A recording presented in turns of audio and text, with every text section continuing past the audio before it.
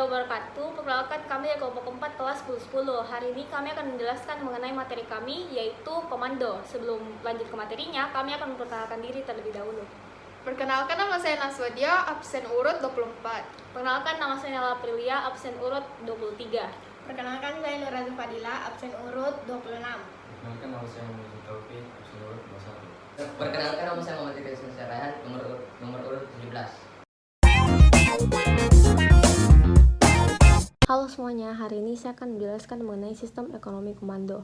Sistem ekonomi komando adalah menetapkan pemerintahan pusat sebagai pembuat kendali dan keputusan ekonomi. Sistem ini tidak bergantung pada hukum penawaran dan permintaan yang beroperasi seperti dalam ekonomi pasar. Dan ekonomi komando juga mengabaikan kebiasaan yang membantu ekonomi tradisional.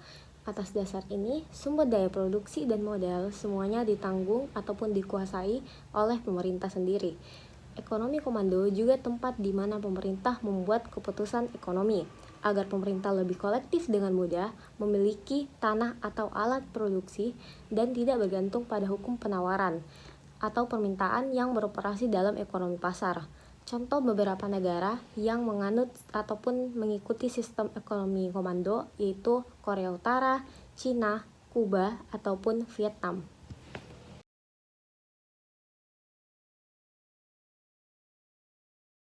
Nah, selain penjelasan ataupun pengertian, sistem ekonomi komando juga memiliki banyak bagian yang akan berdampak langsung pada negara, masyarakat, ataupun lingkungan kita sendiri. Nah, bagian tersebut ada 5, yaitu karakteristik, ciri-ciri, kelebihan dan kekurangan, serta yang terakhir kesimpulan. Dan hal ini akan kami tunjukkan di dalam video ini juga. So, just keep on watching.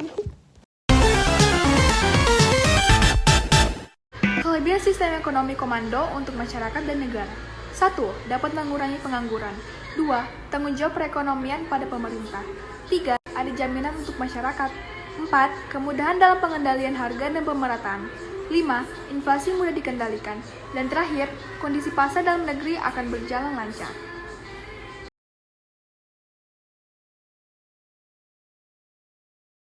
Kekurangan sistem ekonomi komando yaitu 1. Mobilisasi yang cepat seringkali mengurangi kebutuhan masyarakat lainnya. 2. Negara sering menghasilkan terlalu banyak dari suatu produk namun tidak dengan produk lain yang sangat terkadang dibutuhkan. 3. Ekonomi komando menghambat inovasi. Hal seperti ini tidak memungkinkan untuk mengambil risiko untuk membuat solusi dan inovasi baru.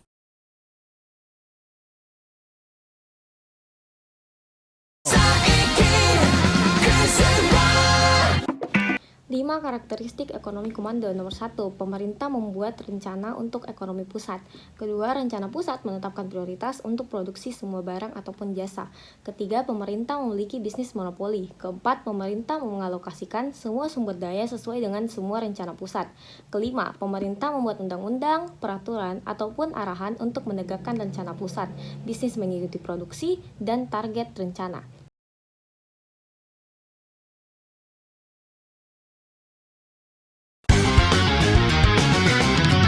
Ciri-ciri ekonomi komando. Sumber daya ekonomi dikuasai dan dimiliki negara, sehingga hak milik pribadi hampir tidak ada atau tidak diakui. Tingkat harga dan tingkat bunga ditentukan oleh pemerintah. Kebebasan dalam berekonomi bagi masyarakat sangat terbatas. Regulasi ekonomi diatur dan ditetapkan oleh pemerintah.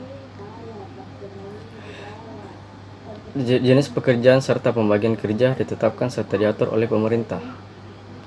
Inisiatif dan hak milik perorangan dibatasi.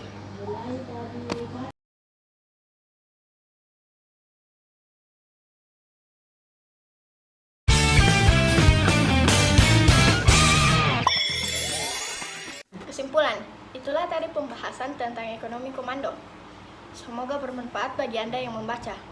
Sebenarnya tujuan ataupun kesimpulan adanya ekonomi komando ini untuk mensejahterakan masyarakatnya agar lebih mudah dan meminimalisir pengangguran dan kemiskinan. Mungkin menurut sebagian masyarakat ada yang menguntungkan dan ada yang merugikan. Maka dari itu Anda bisa mengambil manfaat dari pembahasan ini dan bisa menerapkannya di kehidupan sehari-hari dan hiraukan kekurangannya. Terima kasih.